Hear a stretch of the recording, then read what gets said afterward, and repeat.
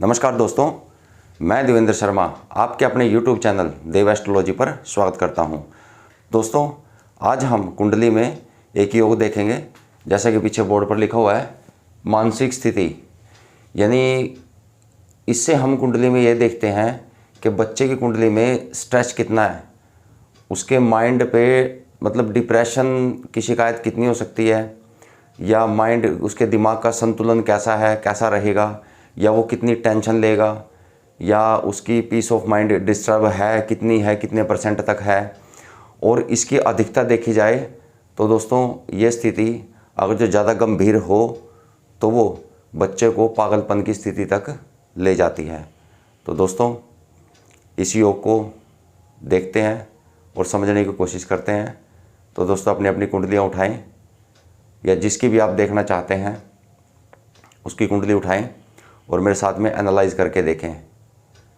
तो आप दोस्तों शुरू करते हैं। दोस्तों, मानसिक स्थिति का पता करने के लिए सबसे पहले हमारे को जो कारक ग्रह हैं इस चीज़ के उनका पता होना चाहिए। सबसे पहले कारक ग्रह हैं चंद्रमा, क्योंकि चंद्रमा मन को रिप्रेजेंट करते हैं दोस्तों, कि मन के ऊपर कैसा है। जब मन पीड़ित होगा तभी जो जातक है वो मानसिक रोग का शिकार हो सकता है। तो दोस्तों सबसे पहले चंद्रमा, उसके बाद दोस्तों बुध देवता, क्योंकि बुध देवता हमारे बुद्धि के कारक हैं। बुध देवता बुद्धि को रिप्रेजेंट करते हैं बालक की। ठीक है दोस्तों, यदि बुध देवता भी पीड़ित हुए या बहुत ज़्यादा खराब स्थिति में हुए तो वो भी बुद्धि को खराब करने का एक महत्वपूर्ण कारण बनते हैं। तो दोस्तों पहले चंद्रमा और दूसरे बुध देवता। अब दोस्तों जो उनसी बात आती है, यानी पहला भाव जिसे हम जातक के शरीर को देखते हैं, लगन। लगन जो होता है दोस्तों, पहला घर होता है, वो जातक का शरीर होता है। ठीक है दोस्तों, तो शरीर स्वस्थ तो सब कुछ स्वस्थ। तो दोस्तों इसके लिए पहला भाव यानी लग्न और लग्नेश। ठीक है दोस्तों, उसके बाद दोस्तों फोर्थ हाउस यानी 1 2 3 4 चौथा घर। यहाँ से दोस्तों बच्चे की मानसिक स्थिति देखी जाती है। मानसिक स्थिति, ठीक है दोस्तों, इस घर से हम मानसिक स्थिति देखते हैं। तो चौथा भाव यानी चौथा भाव और उसका स्वामी। ठीक है दोस्तों, अब दोस्तों अगली बात पांचवा घर यानी पांचवा भाव। पांचवें भाव से हम जातक की बुद्धि को देखते हैं कि जातक में कितनी बुद्धि है, उसकी बुद्धि का कितना विकास है। उसकी बुद्धि का स्वामी जो है यानी पंचम का स्वामी कोई पीड़ित तो नहीं है, पीड़ित अवस्था में तो नहीं है, उसको डिप्रेशन तो नहीं देगा, उसको टेंशन तो नहीं देगा जातक को। तो हम यहाँ से 5th हाउस से हम उसके डिप्रेशन को देखते हैं, उसकी बुद्धि को देखते हैं। तो दोस्तों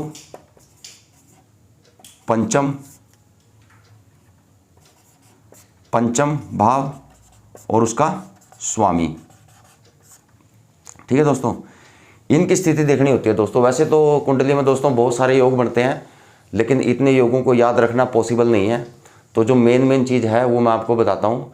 ये सबसे मेन चीज़ है और ये एक मुख्य उदाहरण है जिससे हम आराम से देख सकते हैं कुंडली में किस बच्चे की लाइफ में कितनी टेंशन है, ये कितनी टेंशन में रहेगा, या अगर जो ज़्यादा पीड़ित अवस्था में है ये प्लैनेट और ये भाव, तो वो पागलपन की स्थिति तक भी बच्चा जा सकता है।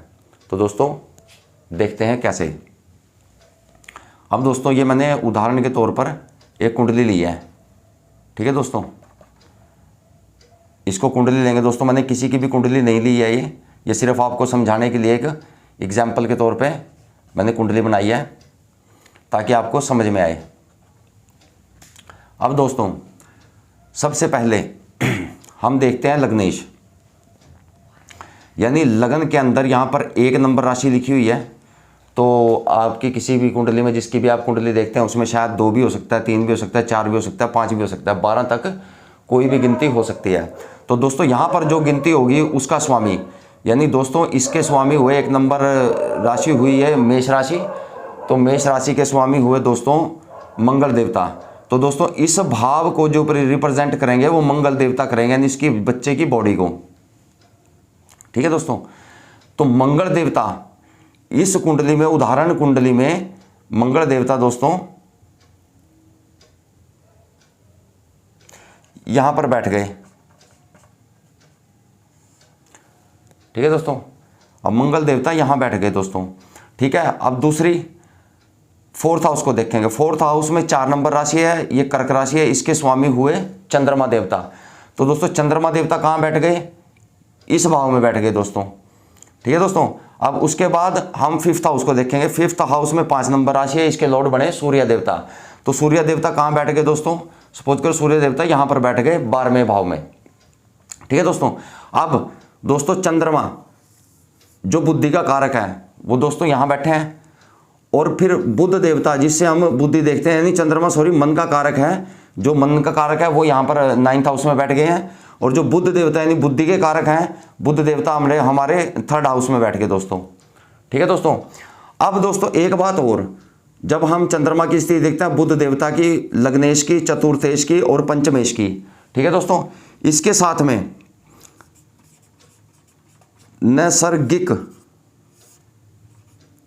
नैसर्गिक पाप ग्रह, ठीक है, जो ये योग बनाते हैं दोस्तों मेंटल डिप्रेशन का और पागलपन की स्थिति का जो योग बनाते हैं, वो प्लैनेट हैं दोस्तों शनि, राहु, केतु, मंगल और सूर्य। सूर्य यानी क्रूर ग्रह के अंदर आ गया दोस्तों। ठीक है दोस्तों, शनि, राहु, केतु, मंगल और सूर्य, ये नैसर्गिक पाप ग्रह हैं दोस्तों। ठीक है, इनके साथ यदि युति होती है, इनसे पीड़ित होते हैं। कौन पीड़ित होते हैं? या तो चंद्रमा, या बुध देवता, या लग्नेश, या चतुर्थेश, या पंचमेश। ठीक है दोस्तों, यदि इन ग्रहों से, नैसर्गिक पाप ग्रहों से वो पीड़ित होते हैं, उनकी दृष्टि होती है, उनके साथ बैठते हैं, तब यह योग, इस योग का निर्माण होता है। तो दोस्तों उदाहरण कुंडली ली थी मैंने, आपको बताया कि मंगल देवता यहाँ बैठ गए। ठीक है दोस्तों, ये प्लैनेट हमने बिठा दिए हैं। अब दोस्तों शुरू करते हैं। सबसे पहले देखते हैं चंद्रमा की स्थिति दोस्तों। अब चंद्रमा दोस्तों यहाँ पर चंद्रमा देवता शनि देवता के साथ बैठ गए, यानी चंद्रमा देवता नैसर्गिक पाप ग्रह शनि के साथ बैठ गए। तो यहाँ पर चंद्रमा देवता पीड़ित हो गए दोस्तों। ठीक है दोस्तों, अब चंद्रमा देवता पीड़ित हो गए। अब बुध देवता, ठीक है दोस्तों, अब बुध देवता 3रे भाव में बैठे हैं दोस्तों। अब इनको देखते हैं कि इनको कौन पीड़ित कर रहा है। तो यहां से दोस्तों हम देखेंगे शनि देवता की दृष्टि 3, 7 और 10, यानी यहां से 1, 2, 3, 4, 5, 6, 7, यानी यहां पर 7वें घर में शनि देवता सप्तम दृष्टि से बुध देवता को देख रहे हैं। तो यहां पर बुध देवता को भी शनि देवता ने पीड़ित कर दिया दोस्तों। ठीक है, वो बुध देवता को भी शनि देवता ने पीड़ित कर दिया। तो दूसरी थ्योरी भी हमारी कंप्लीट होगी कि बुध देवता भी पीड़ित हैं। अब दोस्तों लग्नेश यानी पहले भाव के स्वामी मंगल देवता यहाँ बैठे हैं। मंगल देवता पर, हाँ दोस्तों, राहु देवता 1, 2, 3, 4, 5।